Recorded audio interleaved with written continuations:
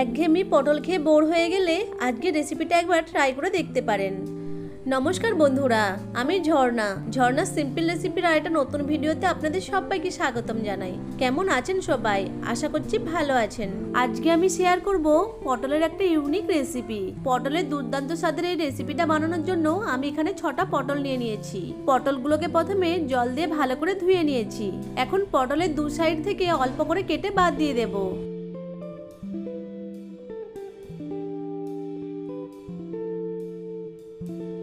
এবার একটা ছুরির সাহায্যে পটলের স্কিনটাকে এইভাবে চেঁচে নিতে হবে।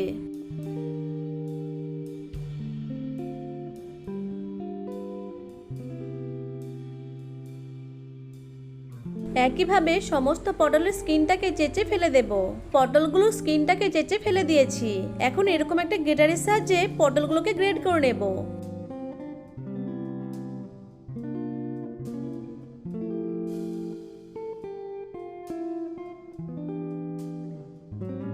সব পটলগুলোকে গ্রেড করে নিয়েছি। এখন এই গ্রেড করা পটলের মধ্যে দিয়ে দেব একটা মিডিয়াম সাইজের মিহি করে কুচিয়ে নেওয়া পেঁয়াজ, দিয়ে দেব একটা কাঁচা লঙ্কা কুচি, ঝালটা আপনারা আপনাদের প্রয়োজন মতো দেবেন। দিয়ে দিচ্ছি 1 চামচ গ্রেড করা আদা, দিয়ে দিচ্ছি হাফ চামচ হলুদ গুঁড়ো, হাফ চামচ জিরে গুঁড়ো, আর দিয়ে দেব হাফ চামচ মতো কালো জিরে।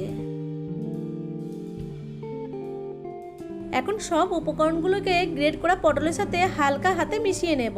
এখানে কিন্তু আমি এখন কোনো লবণ ব্যবহার করিনি, কারণ লবণ ব্যবহার করলেই গ্রেড করা পটল থেকে জল ছেড়ে দেবে, তাই লবণটাকে আমি পরে ব্যবহার করব। সব উপকরণগুলোকে গ্রেড করা পটলের সাথে ভালো করে মিশিয়ে নিয়েছি। এখন পটলের মধ্যে দিয়ে দিচ্ছি 2 টেবিল চামচ বেসন। এখানে বেসনের পরিবর্তে আপনারা ছোলার ডাল বাটাও দিতে পারেন। আমি এখানে খুব বেশি বেসন ব্যবহার করব না, শুধুমাত্র বাইন্ডিং এর জন্য বেসনটা ব্যবহার করেছি। এখন বেসনটাকে খুব ভালো করে মিশিয়ে নিচ্ছি। বেসনটাকে খুব ভালো করে মিশিয়ে নিয়েছি।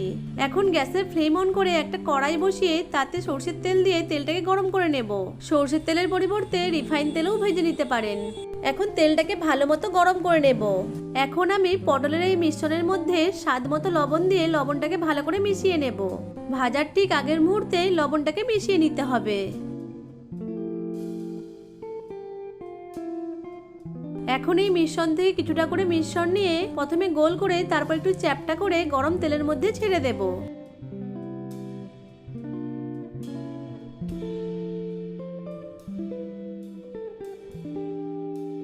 একই রকম ভাবে এগুলোকে আমি গরম তেলের মধ্যে এক এক করে ছেড়ে দিচ্ছি। একেবারে বেশি না দিয়ে 4-5টা দিয়ে ভেজে নেবেন। এতে করে উল্টোতেও যেমন সুবিধা হয়, তেমনি একটার সাথে একটা লেগে যাবে না। মাঝারি আঁচে এক সাইড প্রথমে ব্রাউন করে ভেজে নিতে হবে, তারপর আলতো করে উল্টিয়ে দিতে হবে। এগুলো যেহেতু খুবই নরম তাই ভেঙে যেতে পারে, সেই জন্য একটু সাবধানে উল্টোতে হবে। মাঝারি আঁচে একটু সময় নিয়ে এই পটলের কোপ্তা বা বড়া যাই বলেন না কেন, এগুলোকে একটু ভালো করে ভেজে নেব।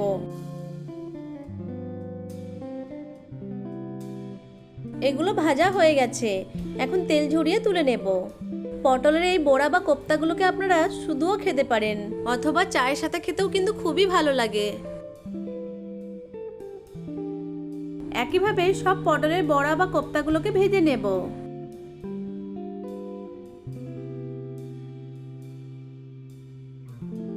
ভাজা হয়ে গেলে তেল ঝরিয়ে তুলে নেব। এখন আমি গ্রেভিটা তৈরি করে নেব। তার জন্য ওই কড়াইয়ে আরো একটু সরষের তেল দিয়ে তেলটাকে গরম করে নিচ্ছি। গরম তেলের মধ্যে দিয়ে দিচ্ছি 2টো ফেটানো এলাচ, 2টো দারচিনি আর 2টো লবঙ্গ।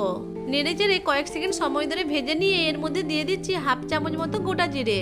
জিরেটাকে কয়েক সেকেন্ড সময় ধরে ভেজে নিয়ে এর মধ্যে দিয়ে দিচ্ছি একটা বড় সাইজের কুচানো পেঁয়াজ। পেঁয়াজটাকে নেড়ে চেড়ে ব্রাউন কালার করে ভেজে নেব। যদি আপনারা এই রেসিপিটা নিরামিষভাবে তৈরি করেন, তাহলে সেক্ষেত্রে পেঁয়াজ আর রসুনটাকে বাদ দিয়ে দেবেন। পেঁয়াজের মধ্যে অল্প একটু লবণ দিয়ে ভালো করে মিশিয়ে নিচ্ছি। এভাবে লবণ মিশিয়ে নিলে পেঁয়াজগুলো খুব তাড়াতাড়ি নরম হয়ে যাবে।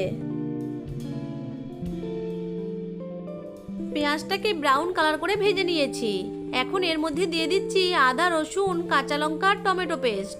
এখানে আমি 7 থেকে 8 কোয়া রসুন, 1 ইঞ্চি মতো আদা, 2টো কাঁচা লঙ্কা আর একটা মিডিয়াম সাইজের টমেটোকে একসাথে পেস্ট করে নিয়েছি। এখন এই আদা, রসুন, কাঁচা লঙ্কা আর টমেটোর পেস্টটাকে নেড়েচেড়ে মিশিয়ে নিয়ে একটুক্ষণ সময় ধরে ভেজে নেব। এতে করে আদা, রসুন আর টমেটোর কাঁচা গন্ধটা চলে যাবে।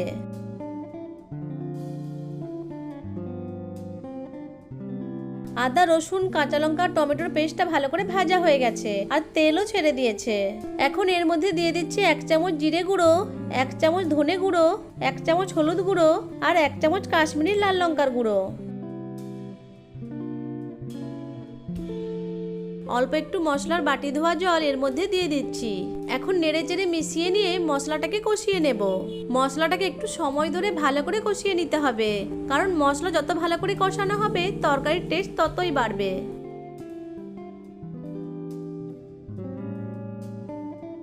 মশলাটাকে ভালো করে কষিয়ে নিয়েছি আর মশলা থেকে তেলও ছেড়ে দিয়েছে। এখন এই মশলার মধ্যে দিয়ে দেব পরিমাণ মতো জল। জল দেওয়ার পর মশলার সাথে খুব ভালো করে মিশিয়ে নেব।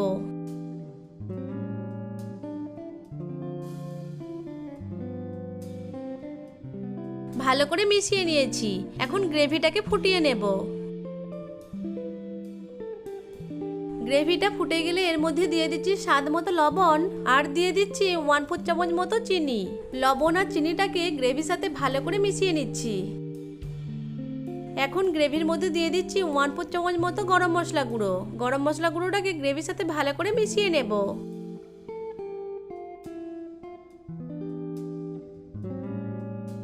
এখন গ্রেভির মধ্যে পটলের ওই ভেজে নেওয়া কোপ্তা বা বড়াগুলোকে দিয়ে দেব।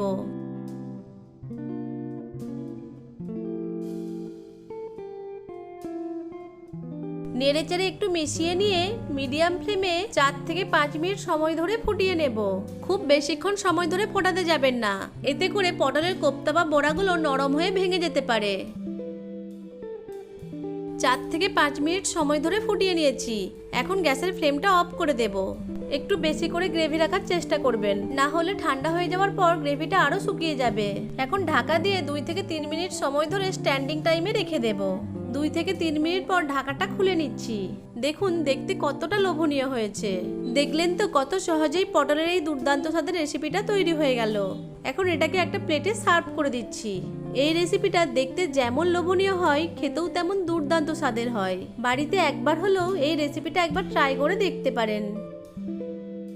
আশা করছি আজকের এই পটলের রেসিপিটা আপনাদের কাছে ভালো লেগেছে। ভালো লেগে থাকলে আমার ভিডিওটিকে লাইক, কমেন্ট, শেয়ার আর চ্যানেলটিকে সাবস্ক্রাইব করে পাশে থাকা বেল আইকনটিকে অন করে রাখবেন আমার পরবর্তী ভিডিওর নোটিফিকেশন সবার আগে পাওয়ার জন্য। ভিডিওটা প্রথম থেকে শেষ পর্যন্ত দেখার জন্য আপনাদেরকে অসংখ্য ধন্যবাদ।